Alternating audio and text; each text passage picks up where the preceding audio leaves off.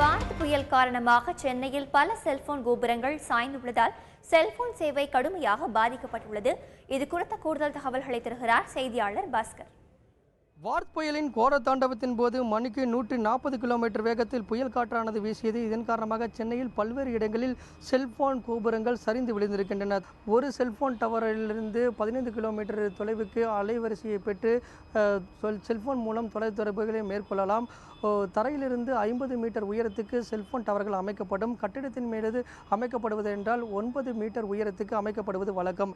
நேற்று புயல் காற்றானது அதிவேகத்தில் வீசியது. இதன் காரணமாக பல்வேறு இடங்களில் செல்போன் டவர்கள் ஒடிந்து சரிந்து விழுந்து பழுது ஏற்பட்டிருக்கிறது.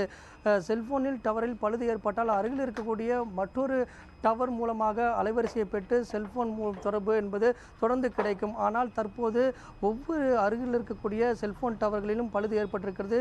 தனியார் செல்போன் டவர்களில் பழுது ஏற்பட்டதன் காரணமாக சென்னையில் பல்வேறு தொலைத்தொடர்புக்கான வசதிகள் துண்டிக்கப்பட்டிருக்கிறது. செல்போன் சேவையானது முற்றிலுமாக முடக்கப்பட்டிருக்கிறது.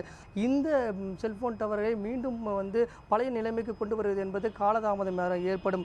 அதற்காக மற்றொரு இருக்கக்கூடிய பழுது ஏற்படாத டவரிலிருந்து அலைவரிசையை பெற்று செல்போன் சேவையை தொடர்ந்து வழங்குவதற்காக ஊழியர்கள் அதற்கான நடவடிக்கையில் ஈடுபட்டிருக்கின்றனர். புதிதாக டவர் அமைக்க வேண்டும் என்றால் அதற்கான கால அவகாசம் என்பது நீண்ட காலம் தேவைப்படும். தந்தி செய்திகளுக்காக ஒளிப்பதிவாளர் தேவராஜுடன் பாஸ்கரன்.